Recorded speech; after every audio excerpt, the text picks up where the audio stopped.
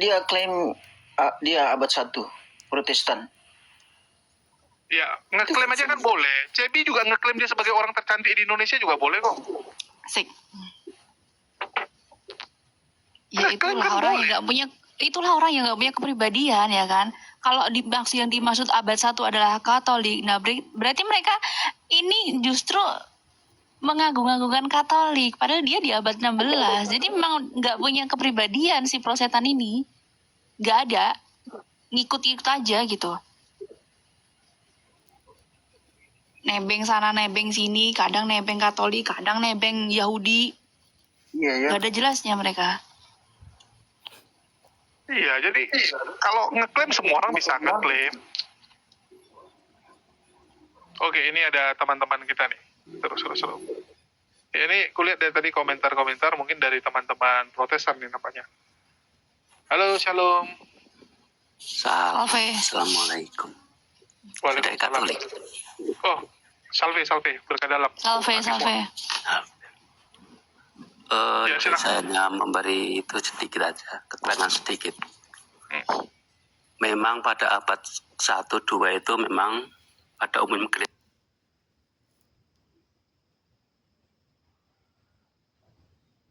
Katoliknya dikenal dengan timur dan barat ya. Tapi hanya beda di ritus. Ritus hanya tata upacara, bahasanya berbeda. Tapi secara ajaran persis. Iya, ajaran persis. Baru pada abad ke-4, ke-5 mungkin ya. Ya mungkin seperti Mas tadi bilang itu. Kemudian pecah ada gereja timur tetap dan barat, lalu ada awalnya kan hanya 3 itu Mas. Iya, dulu 5.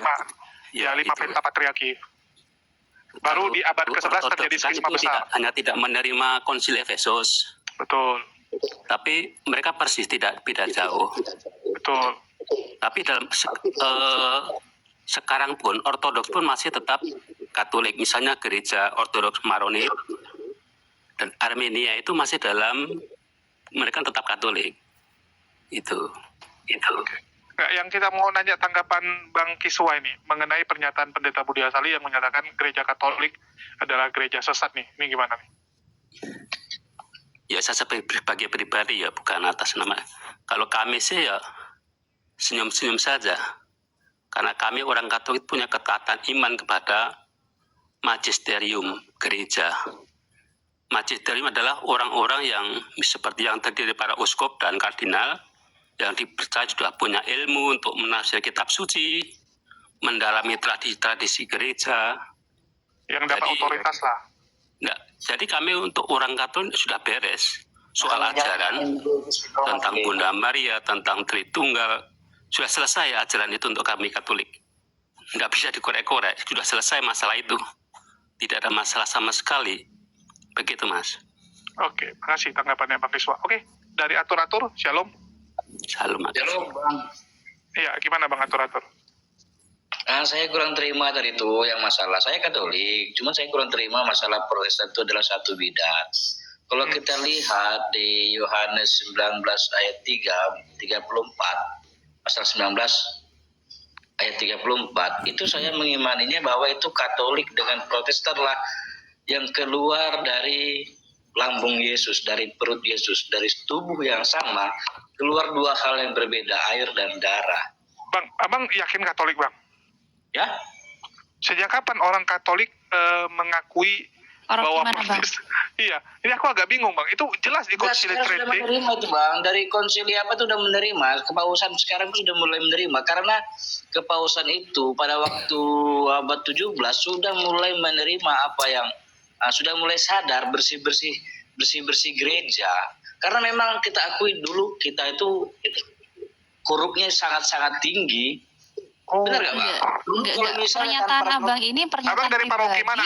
atau ya, gimana? Bang atur-atur dari paroki mana? Saya dari Kalimantan Barat Bang, paroki. Enggak, aku nanya paroki. Paroki Yohanes Pembaptis. Oke, silakan Bang atur-atur. Mungkin abang pernah dengar juga cerita dari literatur bahwa dulu kita itu memang kepausan kita itu memang korup. Nah, dulu asal abang tahu ya, pernah saya baca kita itu pun membaca Alkitab pun tidak bisa, hanya romo kita yang diperbolehkan memiliki Alkitab dan membacakan Alkitab untuk kita. Setelah datang Lutheran, mereka memprotes itu, jadilah Protestan. Di mana Alkitab bisa kita miliki, bisa diterjemahkan ke bahasa ibu kita sendiri, itu kita harus terima kasih dengan Protestan. Bang, abang paroki Yohanes Pembaptis, tapi abang di Kalimantan. Kalimantan Barat, Bang. Sanggau, Kembayan, paroki Yohanes Pembaptis Kuala 2. Bukan Yohanes Pembaptis itu wilayah Sulawesi, Bang. Abang searching aja lah, Bang. Iya, baru kutanya ini, Bang. Paroki Kuala 2, Bang. Paroki Kuala 2. Itu nama desanya Kuala 2. Oke, jadi kalau kita lihat, Bang, kan ini lagi banyak nih hujatan-hujatan dari pendeta-pendeta Protestan nih kepada Katolik ini. Tanggapan Bang Atur-Atur nih sama Bang Kiswa. Terus ada juga nih statement dari beberapa teman-teman yang mempertanyakan mengapa Muslim saja yang mayoritas itu menyambut kedatangan Paus ya dengan sukacita, tetapi dari Protestan tidak ada satupun yang menyambut Paus gitu. Saya nggak bisa komen tentang itu, Bang. Itu kan kembali ke gereja mereka masing-masing. Nah, ini pandangan, kan kita lagi sharing-sharing aja, Bang. Ini kan pandangan pribadi. Kita nggak mewakili apapun kok. Ya, mungkin pemuka agama kita datang, ya udah gitu aja mungkin responnya, sesama memuji Yesus, cuman nggak terlalu datang nggak dengan yang namanya saudaramu, kasihlah sama saudaramu. Mungkin itu yang dikatakan Tuhan Yesus kepada kita, bahwa kita akan punya saudara ya, mungkin dari Protestan itu saudara kita mungkin. Terus kalau memang bukan itu saudara kita, siapa saudara kita yang disebut Tuhan Yesus? Nggak, kalau Ortodoks bukan saudara. Ya? Kalau Ortodoks? Ortodoks kan Katolik tuh, Bang, hanya beda pemimpin, kurang menerima ke Roma, yaitu mereka ke Ortodok,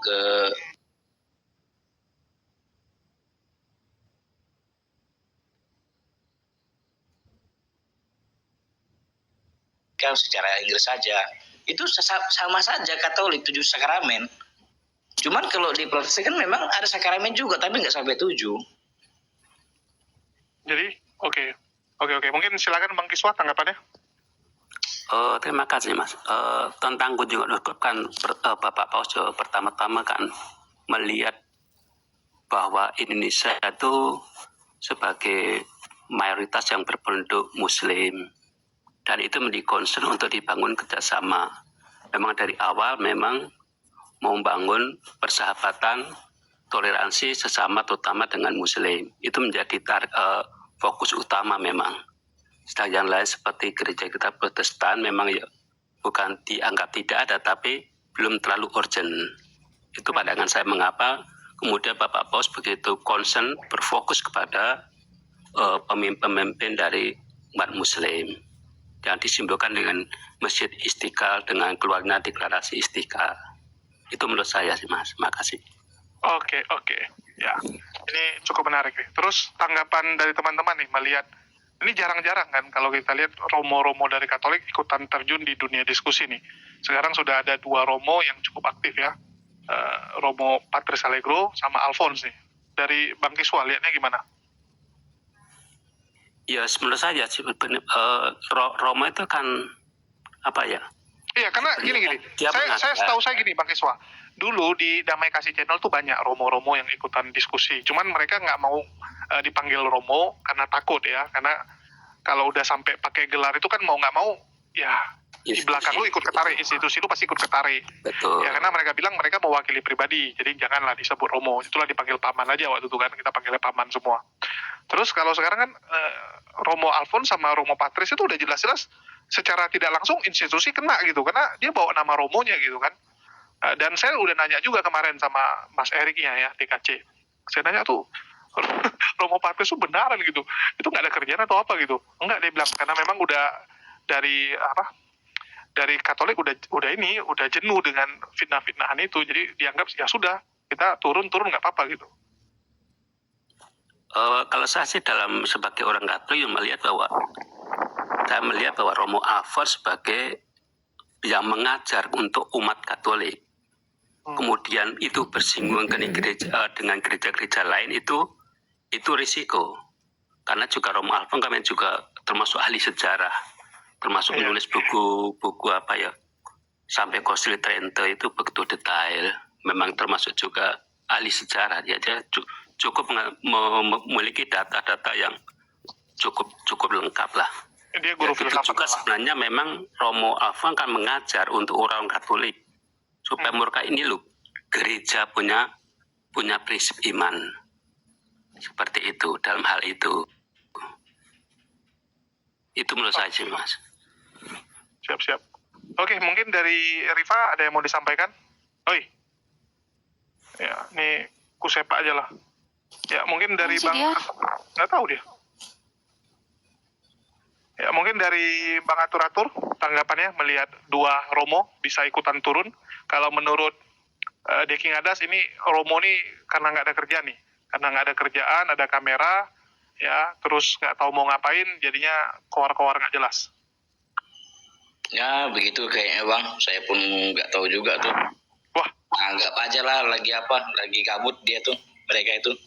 loh, aku baru tahu ada orang bilang Romonya sendiri gabut. Saya nggak mau menanggapi itu Bang ya, yang pasti kita kan paham kita aja, paham gereja kita aja yang kalau ada oknum yang mengatakan yang itu kan seorang manusia juga, dia punya hati, dia punya. Tapi ini jarang-jarang Bang, pakai nama Romo artinya udah siap terjun mewakili institusi. Kalau dia cuma terjun nama pribadi, dia pasti nama pribadi, nggak mungkin dia pakai gelar Romonya. Orang Katolik itu sangat ini kan, sangat menjaga yang gituan. Iya Bang. Saya no comment lah Bang tentang itu Bang. Oke.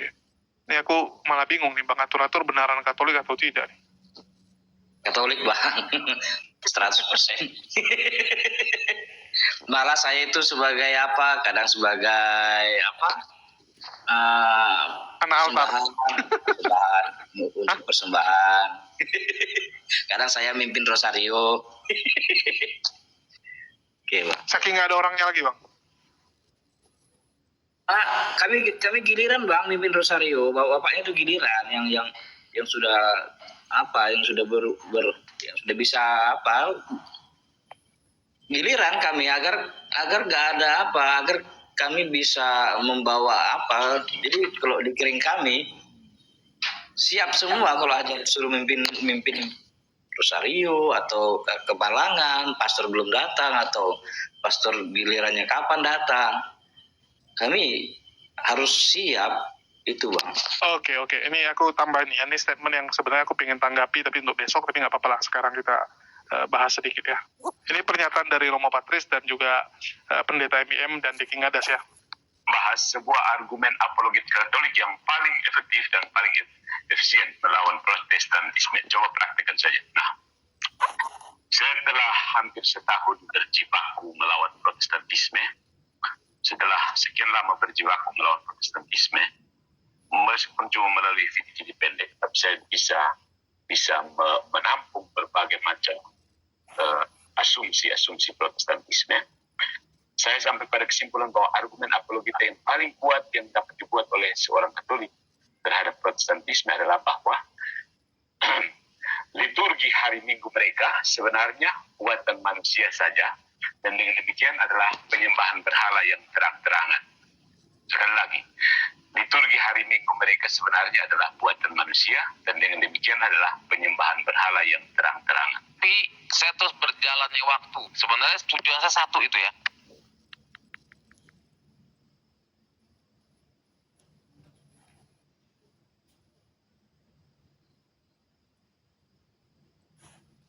Sorry, ada yang telepon di handphone ini.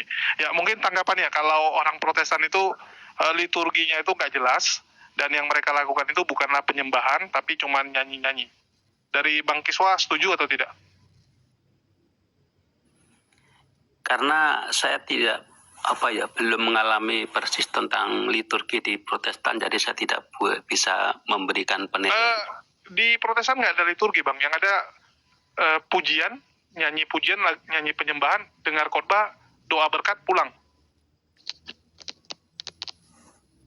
Ya, bagaimana ya?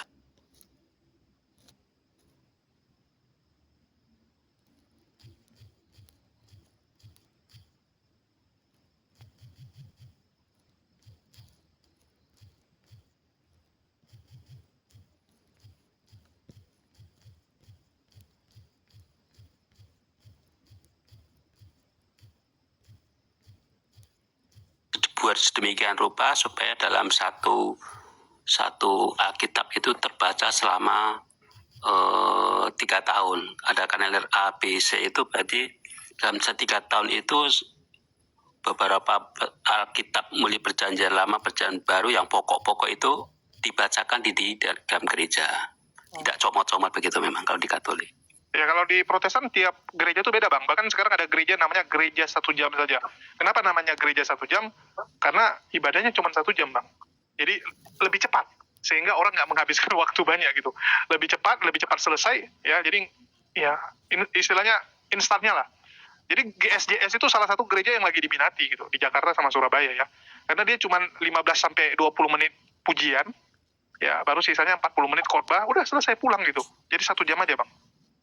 Dan setiap gereja Protestan tuh beda-beda. Ada yang memulainya dengan khotbah dulu baru pujian, ya nyanyi pujian. Ada yang cuman nyanyi-nyanyi khotbahnya didikitin gitu.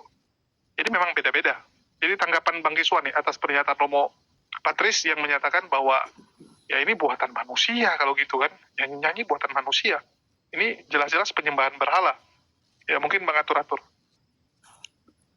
Dalam satu sisi menanggapi kalau itu ya, mengapa sampai ada kesimpulan buatan manusia, kadang-kadang memang liturgi dibuat seperti market. Kebutuhan market seperti apa, pasar seperti apa, dibuat sesuai kebutuhan pasar yang dibutuhkan. Apa Katolik seperti itu?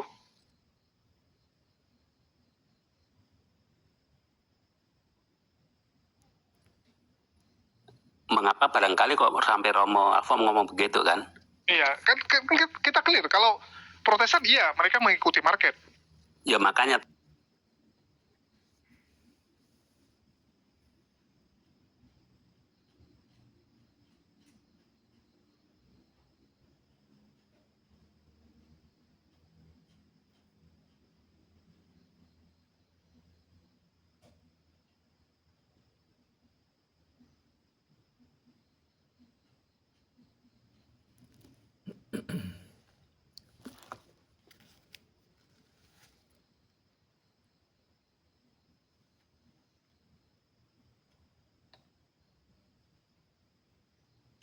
Abang udah pindah rupanya nih.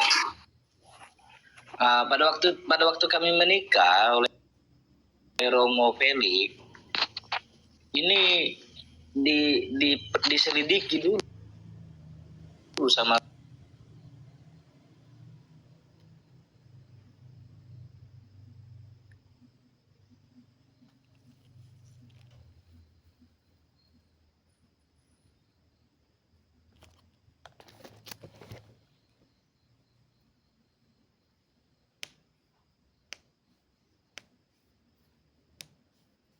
Coba aku lagi live kalian dapetin harga promo ya. Wah. Ya. Sang juara Nah teman-teman. Menikah dengan situ Godi. Asyhadu anna Ibrani. Tuhan tuh paling Ya tuh.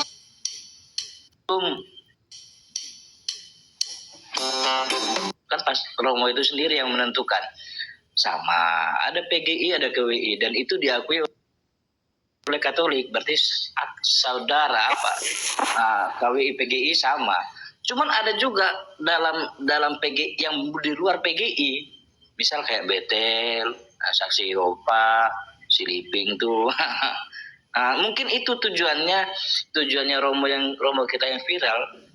Mereka mengatakan ke arah yang seperti itu, yang oneness, yang itu. Oh enggak bang, semua Protestan sama. Semua Protestan itu ya memang mereka ibadahnya nentuin sendiri bang. Nggak ada satupun yang punya Iya, Romo kan juga bilang keselamatan hanya di Katolik kan. Romo Patris itu bilang keselamatan jadi Katolik, di luar itu nggak ada keselamatan. Protestan maksudnya, jadi semuanya bang, nggak pilih-pilih. Iya, tapi seharusnya Romo itu juga memperhatikan saya GPIB yang masih ada sakramen, yang masih ada liturginya, HKBP hanya berubah bahasa. Ada juga perjamuan kudus Enggak lah, Bang. sebulan sekali mereka. Iya, perjamuan kudus sama baptis tetap sakramen yang ada di Protestan. Dua ini yang tetap ada. Tapi di luar itu kan nggak ada. Terus yang jadi persoalan itu adalah konsep keselamatannya juga beda, Bang. Bedanya di mana itu, Bang? Kalau rasa sama ya, Loh. mengharapkan kasih Loh, Yesus. Protestan itu sola gracia, Bang. Abang nggak tahu perbedaan Katolik sama Protestan nih nampaknya. Itu Mas, saya bisa terangkan itu Mas. Coba. Itu di dalam surat Roma, ada memang tidak hafal-hafal, tapi ada kata manusia diselamatkan hanya karena iman. Betul. Tapi kan Katolik imannya adalah Ya, harus percaya iman dan kalau perbuatan. kemudian dalam gereja ya, oleh Martin Luther itu ditambah hanya, tapi dalam kitab suci yang asli keluaran dari Katolik itu tidak ada kata hanya. Lalu itu dihubungkan dengan surat Yakobus bahwa manusia juga tunjukkanlah imanmu dalam perbuatan. Yakobus 2:14 itu, Ya, iman dan itu perbuatan. ada ayat itu.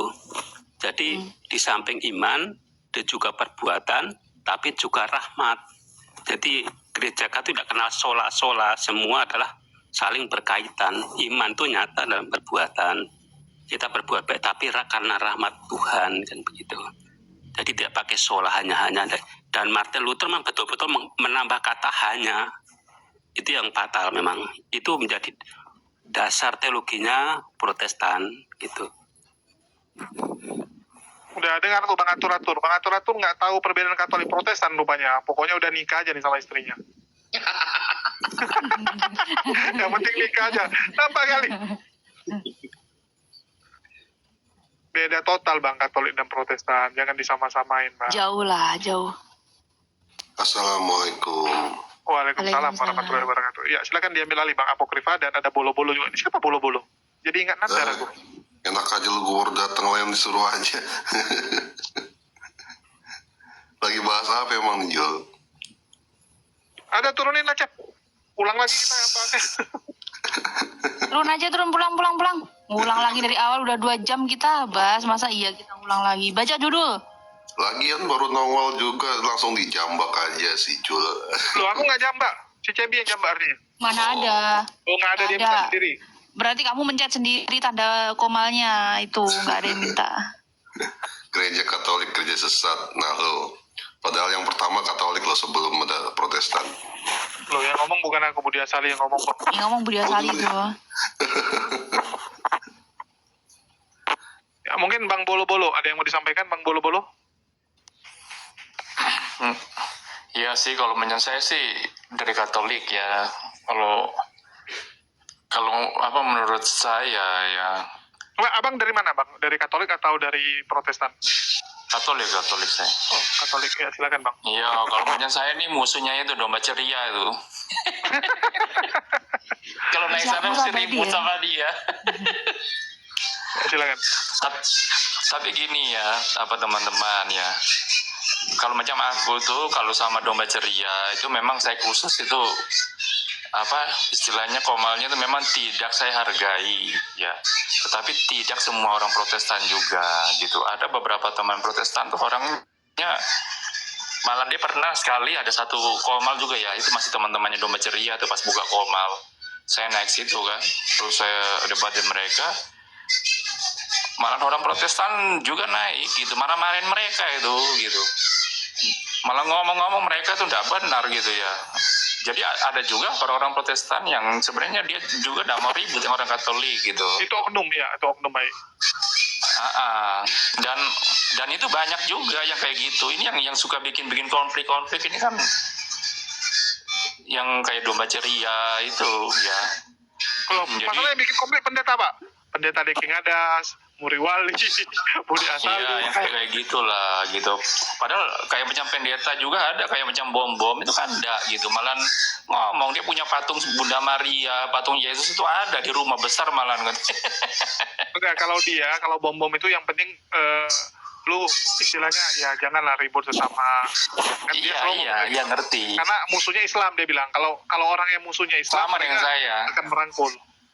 Iya, sama dengan saya. Kalau macam saya pribadi lebih senang debat dengan orang Islam. Makanya saya kan jarang naik di room-roomnya Katolik gitu. Saya lebih senang melihat room Islam yang suka aneh-aneh itu saya naik gitu.